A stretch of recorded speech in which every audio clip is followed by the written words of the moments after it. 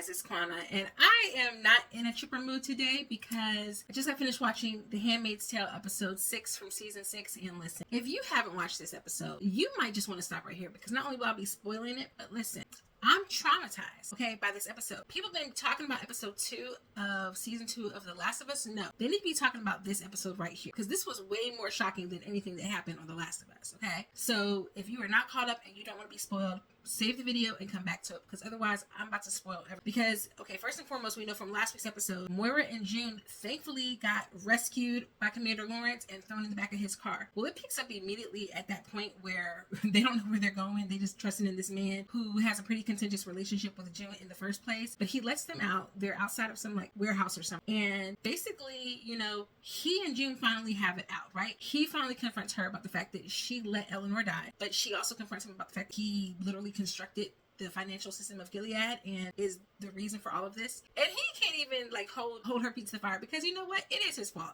He was like, you know what? I did that. I knew she was fragile. I brought her here. I didn't make this place safe for her. That is my bad. So he doesn't think that he can help them because he basically is powerless because he just listened to the other commanders talk about how they want him on the wall.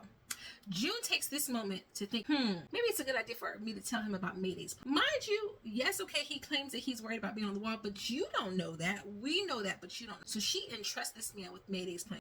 Moira tries to pump the brakes, but not fast enough. And I'm really shocked because at this point, Moira was ready to come to blows last week. Now you're just honky-dory okay with her spilling the plan about Mayday to everyone all willy-nilly. But eventually they win Commander Lawrence over Joseph, and he takes them back to his place.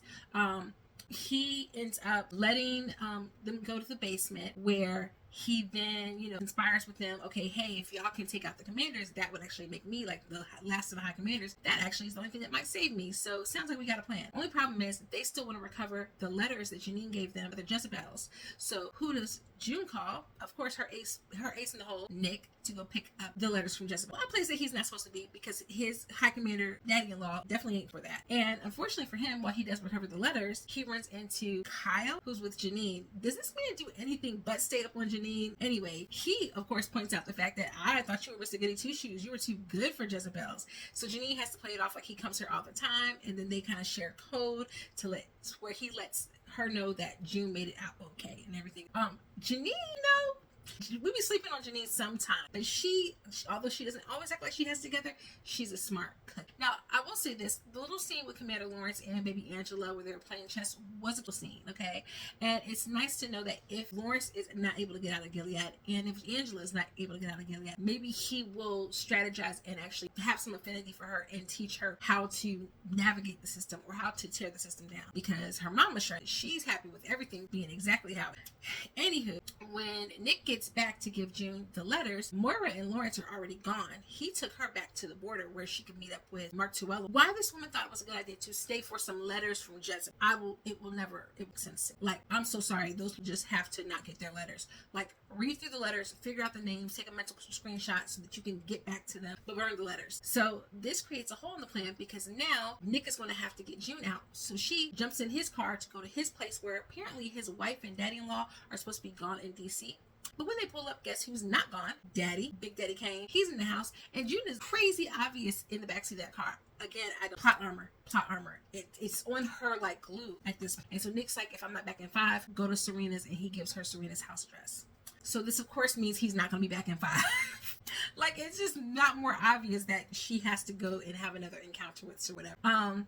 Now, before anything else happens, let me tell you what's been going on over at Jezebel's because Aunt Lydia and her nosy tail shows up to give Janine some baked goods, some dry-looking cookies or bran muffins or something, and tell her all is going to be well because I've been negotiating a proposal to the high commanders to get all of you handmaids over to New Bethlehem because, of course, at some point, everybody's got to end up at New Bethlehem, which means the plan for Mayday can't work because the handmaids got to get to New Bethlehem for the final standoff. It has to happen. They already showed us June back in that costume, so we know that's coming. Anyhow, Janine confronts Lydia, and it's like, again, you did this. You took my daughter from me. I'm so glad that Janine gave Lydia back a little bit of that bark and that bite. But then Lydia slaps her, yet again putting hands on this girl.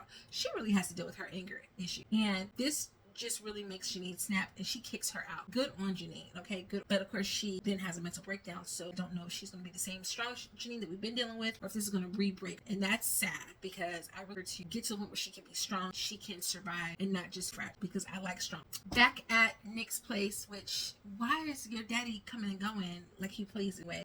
Things are tense because Nick killed the guard who he should have killed back 2 episodes ago, but he waits and kills him in the hospital where there are witnesses. And of course, Wharton finds out. Wharton kind of can smell what's in the air. He can smell what the rock is cooking. He knows what this is all about. And it doesn't look like it's going to bode well for Nick, because Kyle obviously snitched on him and got the message back to him that he was at Jezebel's. The problem I'm having with Nick at this point is, you've been an eye, you've been a hack command, you've been a spy. At some point, learn how to tell a lie. You don't even know how to tell a good lie, because you could have come up with something that you had to investigate. Like, you could have said, oh, I was investigating the tip that we had about, throw Lydia under the bus, about an aunt trying to sneak out girls from Jezebel's or something, but it ended up going nowhere, Make up a backstory, something. Have a lie planned out. The whole walk that you were walking from your car into the house, you should have had a lie on deck at that. We don't see what happened, but unfortunately this means June does have to go to Serena's. They have another confrontation, and really just sick of it. It's just more rigmarole around Serena not wanting to take ownership for the fact that you had your husband, our word, June, while she was pregnant. Take out all the other stuff that was Gilead. You literally told this man, do this because it's going to make her go into labor. Gleefully held down her wrist and uttered scripture while he did this. You are disgusting. I need them to get rid of expeditiously. Somehow she manages to throw things back on June yet again. I'm really getting sick. I'm really getting sick of them having me have to apologize or stand up for June. I don't want to be doing, okay? Because June be white woman and all the time up and down our timelines with this stuff. But she's not wrong in her bravery or her outspokenness in this regard. But Serena does cave in, and she keeps June overnight until Nick can come and get her in the morning. But in the morning, Serena has lovely breakfast for, surprise, surprise, Rita, who shows up to reunite with June momentarily, and we find out, and she tells June, she's staying in Gilead or New Bethlehem because her sister is there. June doesn't falter. June understands, but yet again, someone thinks that June is judging them because June doesn't make the same decision. I hate that. It's like when you're a non-drinker and you go out with people who drink and you're not drinking, so they feel like you're judging them because you're not drinking. It's like, nah, I'm happy sipping my root beer. You have at it with what you're doing. I ain't mad. I'll be the designated driver. People always want to blame someone else because they feel guilty, and that's exactly what Rita does in this scene, and I hate that for her, because I be liking Rita most of the time, but let's not forget how she was to June from jump. I don't like. Anyhow, eventually Rita leaves and Nick shows up, but not before he comes up with a plan for them to run away to Paris. Now pause, because let me go back, because I forgot to mention that when June and Serena were talking, June, again, another person who can't lie, tells this horrible lie that she's in Gilead because she wants Nick to come with her to Alaska so he can be with her and her daughter. Like Serena was gonna forget you got a whole husband and a whole grown behind daughter, and you don't got a good backstory for that. I mean, she don't know nothing. Lie and say he got killed. Again, it's not making any sense. So then we had this beautiful little flashback moment of them being June and Nick knocking boots way back in like season 1 or whatever. I don't know if it was them. I think it was like the current version of them, because the way they had her covered up in the quiet talk was definitely like the lovemaking scene was a flashback, and that moment was current day them. They were trying to make them look younger. I peeped it though. And talking about how their lives could be without Gilead, and how would they have known each other, would she have been drawn to him, all of these. Okay, listen, I like Nick for what it is, but y'all know I'm not on team Nick. Okay, so when he shows up, he's like, hey, let's go to Paris. Like, remember back when we said that's what we're going to do? I got the passports. Something is definitely fishy with them. But unfortunately, they don't have time to finish fleshing it out. June does say yes, but I don't think for a minute June was actually going to go with him. I think she's just really like, what in the world is the juice smoke? She still wants to get her husband out, and she's not going to just up and leave Moira. No. And she's got Hannah there. I don't believe that for a second. Well, she tells him yes, but then Wharton shows up because, of course, lest we forget, he's engaged to Serena now, but I don't think Nick knows that. So they're hiding in one of her rooms, her pantry, and he's rambling on about why he's there, why he's not in DC, because he got a tip about Jezebel's. And as soon as he said that, I knew exactly what was up, and my face frowned up and scrunched up and was like, oh, nah, this dude did not do what I think he did. But as Wharton keeps flapping his mouth, yes, we find out that Nick is a daggone scrub, snitch, turncoat,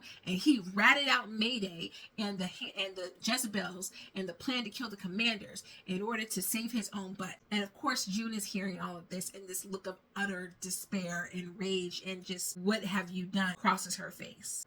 Because now she can't ever do anything with you again. Now you're dead. You have to be dead. In order for any of this to make sense, you have to be dead. So that was the end of the episode. I didn't see a trailer for next week's episode, and I think we only have 2 or 3 episodes left. Guys, this only can end with Nick and June. That is all I can see for this. And, you know, she made her own bet because there was no need for her to call Nick in the first place. She should have left those letters alone in the code room. They could have figured out a way to tell Nick about them later or get word to Janine. And she certainly shouldn't have been telling everybody about this plan to take over. That's not her responsibility. That was not her right to do that. And so now everybody is. So thanks, June. But more importantly, thanks, Nick. I hope you get what's coming to you. I hope that if June ends up on the wall, you are haunted by ghosts the rest of us. So that was episode 6 of The Handmaid's Tale season 6. And guys, we are very close to the end of this show. So it is time for us to start thinking about theories on how the show is going to end. Please jump down in the comments and let me know what you are thinking, how you felt about tonight's episode. My mind was completely like that for the whole episode.